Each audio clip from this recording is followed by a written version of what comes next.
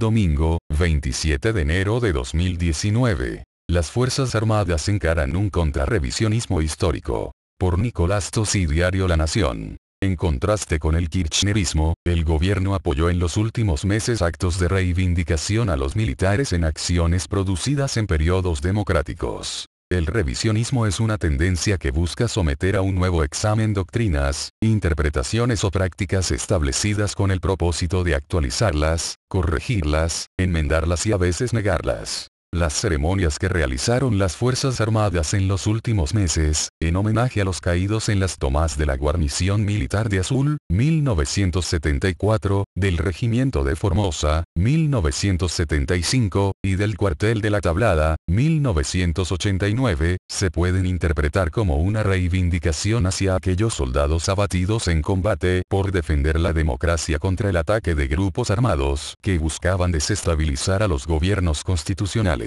¿Son estos homenajes actos aislados o forman parte del comienzo de un movimiento de contrarrevisionismo de las Fuerzas Armadas?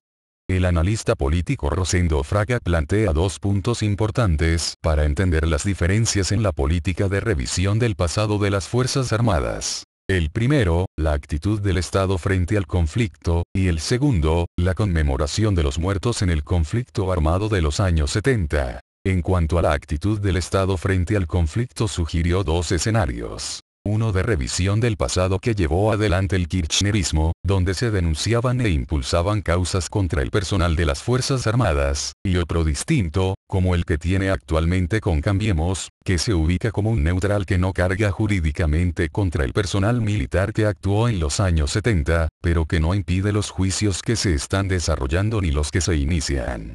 En la conmemoración de los muertos en el conflicto, Fraga señaló que en el kirchnerismo se prohibió conmemorar los caídos en las Fuerzas Armadas, y en cambio ahora no solo se permite, sino que el gobierno participa de ellos. Así lo demostrarían las tres ceremonias antes mencionadas, que contaron con la presencia de funcionarios. Claudio Abreu, secretario de Derechos Humanos, estuvo en octubre en el acto por el aniversario del ataque, realizado por Montoneros, contra el regimiento de Formosa en 1975. Fue inédito. Ese tipo de actos no contaba con la presencia de ningún funcionario. El 23 de enero pasado, el ejército rindió homenaje a los excombatientes y caídos en el ataque contra el cuartel de la Tablada, ocurrido durante el gobierno de Raúl Alfonsín, por parte de manifestantes del movimiento Todos por la Patria. La conmemoración contó con la presencia del ministro de Defensa, Óscar Aguad, y del propio Abreu. Y en la conmemoración del ataque a la guarnición de Azul, por parte del Ejército Revolucionario del Pueblo, ocurrida en el último gobierno de Juan Domingo Perón, en 1974, estuvieron presentes funcionarios locales. El periodista y politólogo Seferino Reato coincidió con Fraga en que existe una diferencia entre las actitudes de los últimos dos gobiernos. El macrismo tiene una visión de las Fuerzas Armadas muy distinta de la que tenía el kirchnerismo.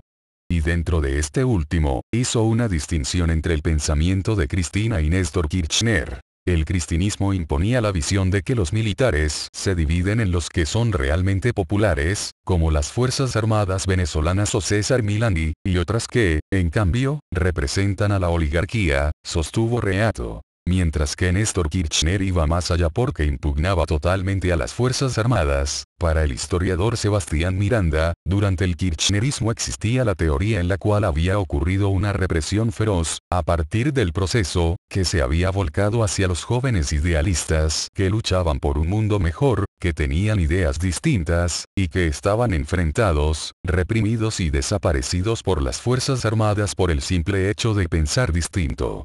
Nota aparte. En realidad no es que las Fuerzas Armadas reprimieron a jóvenes por pensar distinto. En realidad muchos de esos jóvenes de pensamiento distinto tomaron las armas y produjeron asesinatos en periodos democráticos en la República Argentina. Hay que recordar que antes del golpe militar de 1976, durante gobierno democrático, esos muchachos revolucionarios secuestraron, torturaron y asesinaron. Hubo más de 800 secuestros, muchos de los secuestrados fueron torturados y asesinados en cautiverio. Hubo más de 1500 asesinados. Y más de 2500 heridos por bombas o armas de fuego causadas por estos muchachos de pensamiento distinto. No fueron perseguidos por pensar distinto, fueron perseguidos por las acciones que cometieron. Miranda señaló que hay una merma en la agresividad sobre las Fuerzas Armadas. Y que esta baja en el nivel de virulencia ayuda a establecer una especie de tregua que permite que la situación se perciba bastante más tranquila desde el punto de vista de la opinión pública.